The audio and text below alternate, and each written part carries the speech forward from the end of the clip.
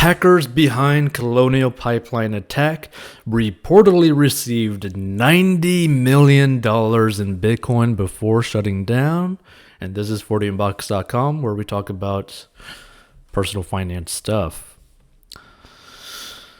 So DarkSide, the hacker group behind the recent Colonial Pipeline ransomware attack, received a total of $90 million in Bitcoin ransom payments before shutting down last week, according to new research. So Colonial Pipeline was hit with a devastating cyber attack earlier this month that forced the company to shut down approximately 5,500 miles of pipeline in the United States, crippling gas delivery systems in southeastern states, and the FBI blamed the attack on DarkSide, a cybercriminal gang believed to be based in Eastern Europe, and Colonial reportedly paid a $5 million ransom to the group. So DarkSide operates what's known as a ransomware as a service business model, meaning that hackers develop and market ransomware tools and then sell them to other criminals who then carry out attacks. Ransomware is a type of malicious software that's designed to block access to a computer system. Hackers demand a ransom payment, typically cryptocurrency, in return for restoring access. And on Friday, London-based blockchain analytics firm Elliptic said it had identified the Bitcoin wallet used by DarkSide to collect ransom payments from its victims. The same day, security researchers Intel 471 said DarkSide had closed down after losing access to its servers and as its cryptocurrency wallets were emptied. DarkSide also blamed pressure from the US, according to a note obtained by Intel 471. In a blog post Tuesday, Elliptic said DarkSide and its affiliates bagged at least $90 million in Bitcoin ransom payments over the past 9 months from 47 victims. The average payment from organizations was likely $1.9 million, Elliptic said. To our knowledge, this analysis includes all payments made to DarkSide. However, further transactions may yet be uncovered, and the figures here should be considered a lower bound, said Tom Robinson, Elliptic's co-founder and chief scientist. Elliptic said that DarkSide Bitcoin wallet contained $5.3 million worth of the digital currency before its funds were drained last week. Now, there was some speculation that this Bitcoin had been seized by the US government.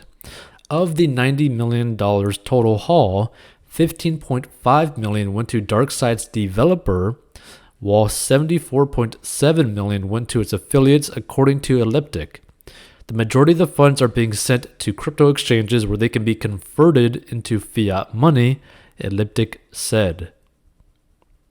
Now, Bitcoin has gained a reputation for its use in criminal activity because people transacting with the cryptocurrency don't have to reveal their identity. However, the digital ledger that underpins Bitcoin is public, meaning researchers can trace where the funds are actually being spent. The Colonial Pipeline hack was one of a spate of ransomware attacks to generate headlines last week. In a division of Japanese conglomerate, Toshiba said its European unit had been hacked, blaming the attack on DarkSide, while Ireland's health service was also hit by a ransom attack. And on Wednesday, President Joe Biden signed an executive order aimed at strengthening U.S. cybersecurity defenses. Now, I do agree that the U.S. definitely needs to increase their cybersecurity defenses because, my goodness, I feel like the U.S. is lagging behind on that by like a super huge margin. And honestly, it's like a really depressing situation, right? Because I don't know what's going to happen, but you do not want a situation where pretty much private entities or potentially other countries can basically go after you in a very devastating manner, right? Like, you don't want that situation.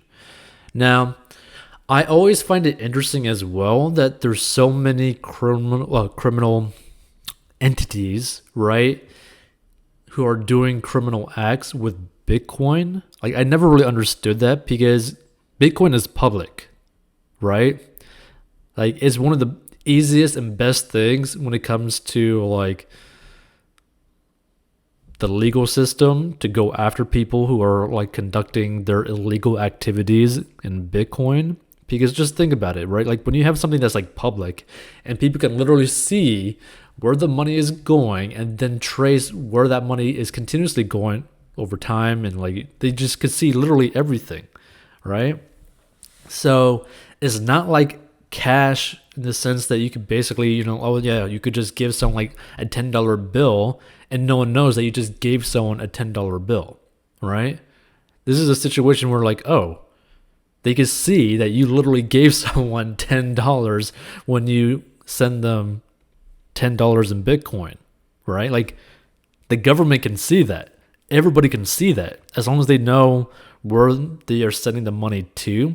This is why it's pretty interesting, because a YouTuber called Graham Stephan, he actually exposed this when he actually, did some research on like the little scammer accounts on his YouTube channel.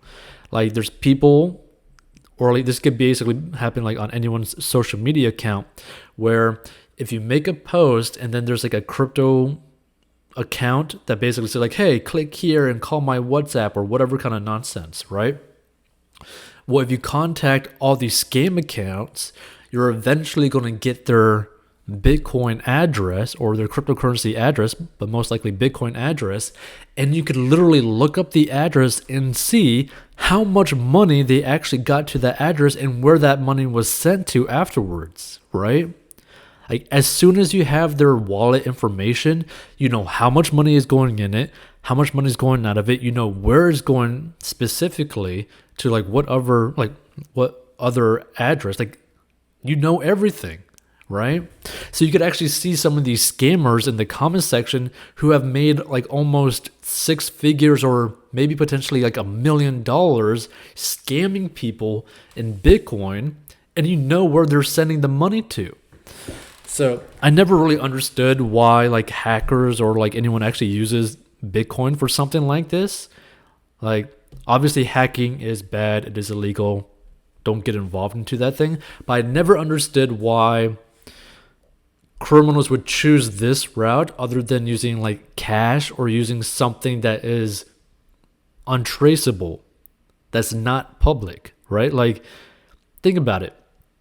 You're basically giving these people your address where you live and basically saying like, hey, send us money here, but we won't be here in like the next couple of days, but you still have our address, right? Like it doesn't make sense. Like I don't understand that. Like Bitcoin, like honestly, this is also another thing, right? I'm surprised that the US isn't more open to people using Bitcoin because it allows them to track basically everything.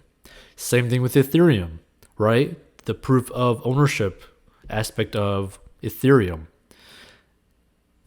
You could trace everything. You could prove all the transactions, right? And you know where everything is going. So I just find it very interesting. I think this is a bad idea if you're a hacker and you're using Bitcoin for the whole situation. Like I don't understand that, right? I think there's something called Monero. I haven't done too much research on it, but I think Monero is technically a cryptocurrency that is 100% untraceable. I'm not exactly sure about that. I'll have to do some research on that, but either way, like I just don't understand why choose Bitcoin, right? Like there's so many other ways to make money. I think the Singapore dollar, there's like, I don't know, Swiss francs. There's like so many other different options. I just don't understand why they're doing it in Bitcoin. But who knows? Maybe there's a specific reason that I'm not understanding it. If you know and you stumble upon this episode, feel free to leave a comment, because I just don't understand why criminal organizations are using something that is so public with its information, where you're basically showing people your bank account and they know where that money is going, how much money went into it, and where it's actually being sent, right? Like I just don't understand that, right? But feel free to give your thoughts. Feel free to share this with other people, right? And if you're needing help to master your money, go down below and learn how to master your money.